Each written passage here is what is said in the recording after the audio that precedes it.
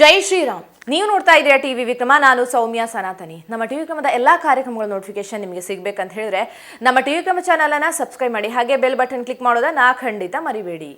ವೀಕ್ಷಕರೇ, supreme court versus ರಾಷ್ಟ್ರಪತಿ ಅಥವಾ ಸರ್ಕಾರ, ಇದೊಂದು ಕಾನೂನು ಯುದ್ಧ ನಡೀತಾನೆ ಇದೆ. ರೀಸೆಂಟ್ ಆಗಿ ರಾಷ್ಟ್ರಪತಿ ದ್ರೌಪದಿ ಮುರ್ಮು ಅವರು 14 ಪ್ರಶ್ನೆಗಳನ್ನ ಸುಪ್ರೀಂ ಕೋರ್ಟ್ಗೆ ಕೇಳಿದ್ರು. ಕಳೆದ ಕೆಲ ದಿನಗಳಿಂದ ಅದೇ ವಿಷಯವಾಗಿ ವಿಚಾರಣೆ ಆಗ್ತಾ ಇದೆ ಕೋರ್ಟಲ್ಲಿ. ಸುಪ್ರೀಂ ಕೋರ್ಟ್ನಲ್ಲಿ ಕಳೆದ 8 ದಿನಗಳಿಂದ ಒಂದು ವಿಷಯದ ಬಗ್ಗೆ ಭಾರಿ ಚರ್ಚೆ ಆಗ್ತಾ ಇದೆ.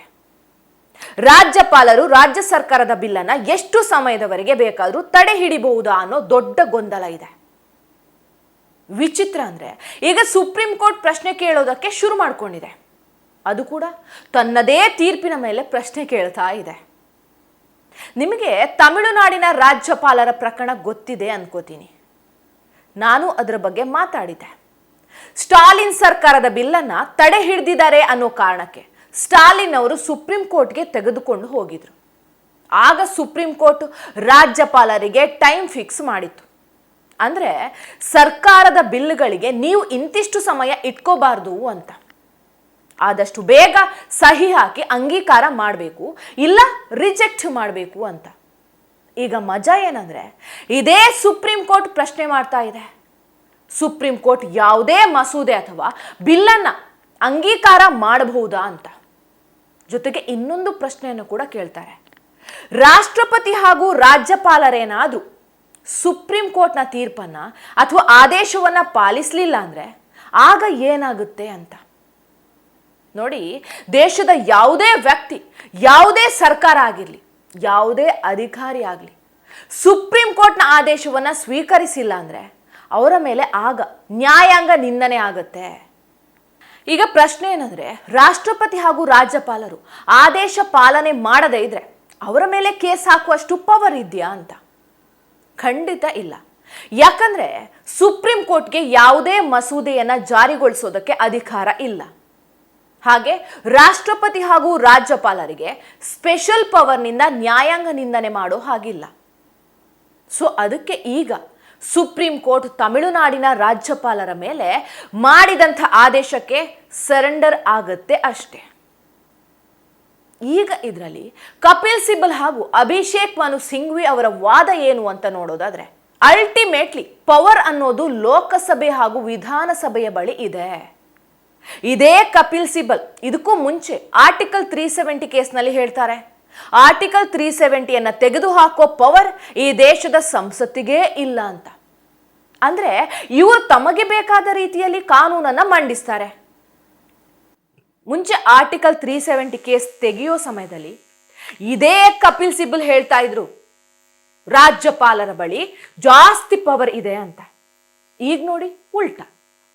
ನೋಡಿ, ಕಪಿಲ್ ಸಿಬಲ್ ಹಾಗೂ ಮನು ಸಿಂಘ್ವಿ ಅವರೇ, ಜಡ್ಜ್ಗಳು ಬದಲಾಗಬಹುದು, ನಿಮ್ಮಂಥ ವಕೀಲರು ಬದಲಾಗಬಹುದು, ಆದ್ರೆ ಕಾನೂನು ಬದಲಾಗೋದಿಲ್ಲ ಅಲ್ವೇ? ರಾಷ್ಟ್ರಪತಿಗಳಿಗೆ ಮಸೂದೆ ಕಳಿಸುವ ಸಮಯದಲ್ಲಿ ಸಂವಿಧಾನ ನಿಬಂಧನೆಗಳನ್ನ ಮಾತ್ರ ವ್ಯಾಖ್ಯಾನಿಸ್ತೀವಿ ಅಂತ ಸುಪ್ರೀಂ ಕೋರ್ಟ್ ಹೇಳಿದೆ. ರಾಷ್ಟ್ರಪತಿಗಳು ಹಾಗೂ ರಾಜ್ಯಪಾಲರಿಗೆ ಸಮಯದ ಗಡುವು ಕೂಡ ಕೊಡತ್ತೆ. ವಿಚಿತ್ರ ನೋಡಿ, 75 ವರ್ಷಗಳಲ್ಲಿ ಯಾವತ್ತೂ ಕೂಡ ರಾಷ್ಟ್ರಪತಿಗಳು ಹಾಗೂ ರಾಜ್ಯಪಾಲರ ಅಧಿಕಾರದ ಮೇಲೆ ಯಾವುದೇ ಪ್ರಶ್ನೆ ಇರಲಿಲ್ಲ. 60 ವರ್ಷ ಕಾಂಗ್ರೆಸ್ ಆಡಳಿತ ನಡೆಸಿಬಿಟ್ಟಿದೆ. ಆಗ ಹೀಗೆ ಒಮ್ಮೆಯೂ ಕೂಡ ಸುಪ್ರೀಂ ಕೋರ್ಟ್ ಪ್ರಶ್ನೆಯನ್ನ ಮಾಡಿರಲಿಲ್ಲ. ಆದ್ರೆ ಈಗ ಮಾತ್ರ ರಾಜ್ಯಪಾಲರಿಗೆ ಸಮಯದ ಮಿತಿ ಕೊಡ್ತಾ ಇದ್ದಾರೆ. ಈಗ ಇನ್ನೊಂದು ಮಜಾ ಏನಂದ್ರೆ, ಸುಪ್ರೀಂ ಕೋರ್ಟ್ಗೂ ಒಂದಷ್ಟು ಪ್ರಶ್ನೆಗಳು ಶುರುವಾಗಿದೆ.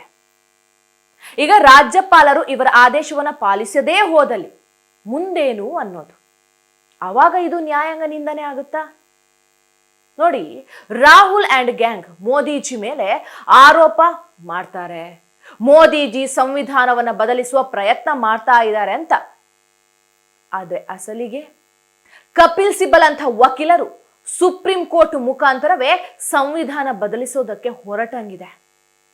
ಇದು ಯಾರಿಗೂ ಕಾಣೋದಿಲ್ವ? ಹಾಗಾದ್ರೆ ಸುಪ್ರೀಂ ಕೋರ್ಟ್ ರಾಷ್ಟ್ರಪತಿ ಹಾಗೂ ರಾಜ್ಯಪಾಲರಿಗೆ ಸಮಯದ ಮಿತಿ ಕೊಡ್ತಾ ಇರೋದನ್ನ ನೋಡಿದ್ರೆ ಸಂವಿಧಾನವನ್ನೇ ಬದಲಾಯಿಸೋದಕ್ಕೆ ಹೊರಟಂಗೆ ಕಾಣಿಸುತ್ತೆ. ಸಾಮಾನ್ಯ ಜನರ ಅಳವಡಿಕೆ ಹಾಗೂ ಕಾನೂನು ರಾಷ್ಟ್ರಪತಿ ಹಾಗೂ ರಾಜ್ಯಪಾಲರಿಗೂ ಅಳವಡಿಕೆ ಆಗುತ್ತೆ ಅಂದ್ರೆ ಹೇಗ್ ಸಾಧ್ಯ? ಹಾಗಾದ್ರೆ ಜಸ್ಟಿಸ್ ವರ್ಮಾ ಅವರ ಮನೆಯಲ್ಲಿ ಸಿಕ್ಕಂಥ ಮೂಟೆ ಮೂಟೆ ಹಣದ ಬಗ್ಗೆ ತನಿಖೆ ನಡೆಸಬಹುದಿತ್ತಲ್ವಾ? ಅದನ್ನು ಯಾಕೆ ಮಾಡಲಿಲ್ಲ?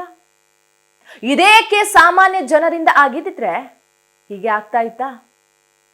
ಅಲ್ಲೂ ಕೂಡ ಇದೇ ಕಪಿಲ್ ಸಿಬಲ್ ಜಸ್ಟಿಸ್ ವರ್ಮಾ ಅವರ ರಕ್ಷಣೆಗೆ ನಿಂತ್ಕೊಳ್ತಾರೆ. ಸದ್ಯ ಕಳೆದ 8 ದಿನಗಳಿಂದ ಈ ಕೇಸ್ನ ವಿಚಾರಣೆ ಅಂತೂ ಆಗ್ತಾ ಇದೆ. ನೋಡೋಣ ಎಲ್ಲಿಗೆ ಹೋಗಿ ತಲುಪುತ್ತೆ ಈ ವಿವಾದ ಅಂತ. ಟಿವಿ ವಿಕ್ರಮ, ದೇಶ ನಿಮ್ಮ ಕೈಯಲ್ಲಿ. ಈ ಕಾರ್ಯಕ್ರಮ ನಿಮಗೆ ಇಷ್ಟ ಆಗಿದ್ದಲ್ಲಿ ಲೈಕ್, ಶೇರ್ ಹಾಗೂ ಕಮೆಂಟ್ ಮಾಡಿ. ಟಿವಿ ವಿಕ್ರಮದ ಕಾರ್ಯಕ್ರಮಗಳನ್ನು ನಿರಂತರವಾಗಿ ವೀಕ್ಷಿಸಲು ಸಬ್ಸ್ಕ್ರೈಬ್ ಮಾಡಿ, ಬೆಲ್ ಐಕನ್ ಒತ್ತಿ.